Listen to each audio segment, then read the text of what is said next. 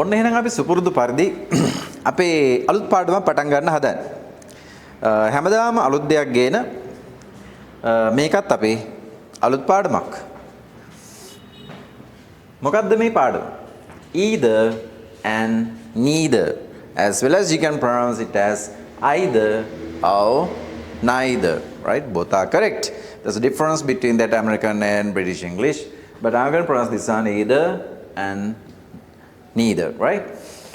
පුතාලා දැන් ඔයගොල්ලෝ මේ වීඩියෝ එක බලනවා. හරිද? ඔයගොල්ලෝ මේ වීඩියෝ බලනකොට කියන්න පුළුවන් මාත් මේ පාඩම ඉගෙනගෙන තියෙනවා. මමත් මේ පාඩම ඉගෙනගෙන තියෙනවා. එහෙනම් පුතේ කොහොමද මේක කියන්නේ අපි කොහොමද දන්නවා? මේ අදහස අපිට ලේසියෙන් කියන්න පුළුවන්. I also went there. මමත් එහෙ ගිහිල්ලා තියෙනවා. දැන් also නැති වුණොත් අපිට තේරෙන්නේ simple past tense. I went there. මං එහෙ ගියා. හරි? මම එහෙ ගියා. එතකොට මෙතන also කියන එකත් ආවයන් පස්සේ I also went there. මමත් එහෙ ගියා. එතකොට මම මේ පාඩම ඉගෙන ගත්තා.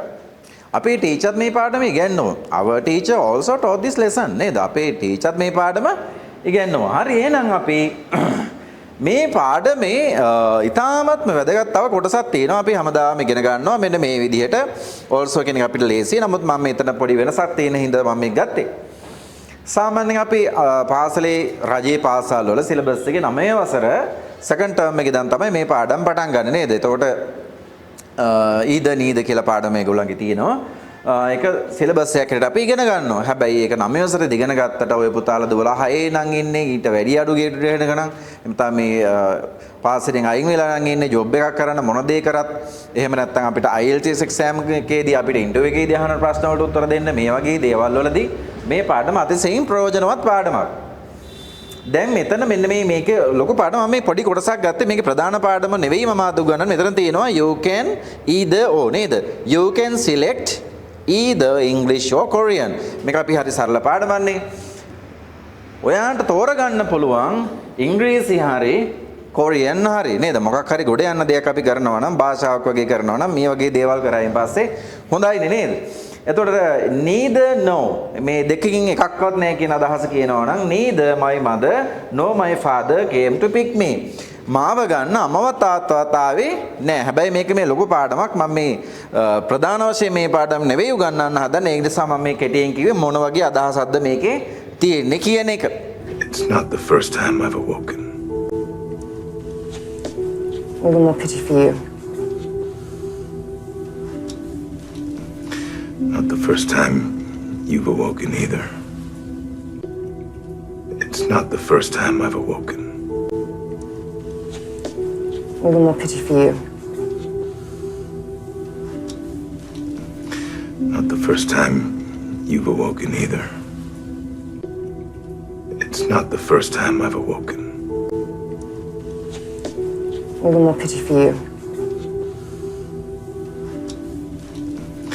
Not the first time you've awoken either. එහෙනම් අපි විශේෂම දේ තමයි මේ පාඩමේ මෙන්න මේ කොටස අපි වැඩිය පාවිච්චි කරන්නේ නැති හැබැයි අතිශයින් ප්‍රයෝජනවත් නැත්නම් අපි වෙනස් විදිහකට කියනවා නම් අපි වැරදියට පාවිච්චි කරන පොඩි පාඩමක් තමයි මේක. අපි එහෙනම් අද හරියටම නිවැරදිව ඉගෙන ගමු මේක කොහොමද පාවිච්චි කරන්න කියලා. මෙන්න මේමයි වැඩේ. බලන්නකෝ. මම මේ PN දෙකෙන් ඩිනෝට් කරන්නේ මේ පොසිටිව් නෙගටිව් කියන අදහස. I watch action movies. සාමාන්‍යයෙන් අපි movies බලනවා නේද? මම කැමති action movies බලන්න. ක්‍රියාදාම movie ගහ ගන්නවා, දුවනවා, පයින්නවා නේද? මේ වගේ action movies බලන්න මම කැමතියි. ඒතර පොසිටිව් ෆෝම් එකක් නම් ඒක පොසිටිව් අදහසක් නම් පුතේ ඔව් මමත් කැමති. අපිට කියන්න පුළුවන් I also like කියන අදහසට වැඩිය පුතේ නිවැරදි ක්‍රමේ තමයි so do I. මමත් කැමති මමත් මේ action movies බලනවා කියන දිග අදහස මේ කෙටි වචනෙන් කියවෙනවා. So do I. Right? So do I. එතකොට මේකෙන් කියවෙන්නේ so do I කිව්වයින් පස්සේ මේ කියන මේ ලොකෝම අදහස මමත් action movies බලනවා කියන අදහස තියෙනවා. AB කියන පුද්ගල දෙන්නෙක් ඉන්නේ. එහෙනම් දැන් පුතාලට කියන්න පුළුවන් මම මේ පාඩම දන්නවා I know about this lesson. මමත් දන්නවා.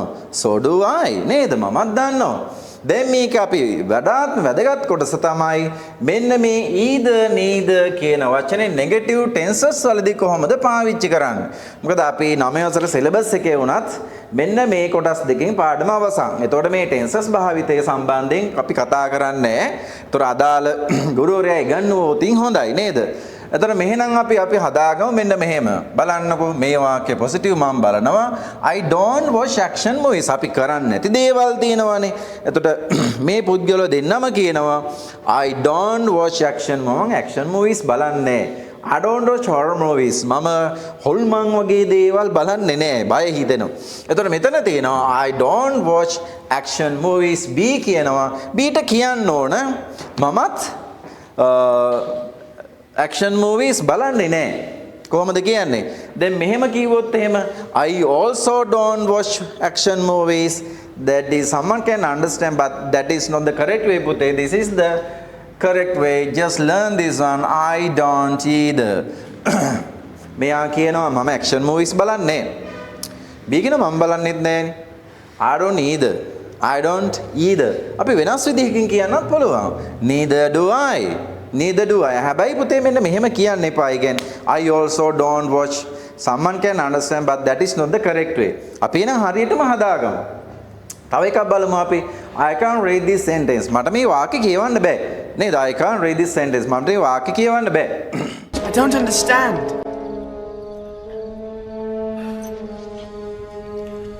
Neither do I. I don't understand.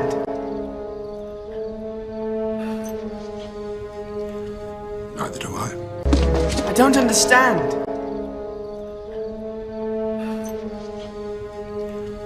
Neither do I. මට කියවන්නත් බෑ. I can't either. Neither can I. දැන් මෙතන මේ can කියන එක මුලින් ආවා කියලා මේ ප්‍රශ්න බවට පත් වෙන්නේ නෑ පුතේ. මෙන්න මෙහෙම යදුවොත් වැරදි. Neither I do, neither I can. It is of course wrong. That's completely wrong. Don't use in that way. දැන් බොහෝ දුරට නේද අපි දකින අහන රටින් යනවා වගේ තියෙනවා. මෙයා කියනවා කියනවා I can't live in this country. මට මේ රටේ ඉන්න බෑ. නේද? ගොඩක් අයට මේක ප්‍රශ්නේ තියෙනවනේ නේද? මේ තියෙන ඉන්ෆ්ලේෂන් එකත් එක්ක උද්දමනයත් එක්ක එහෙම කියනවා.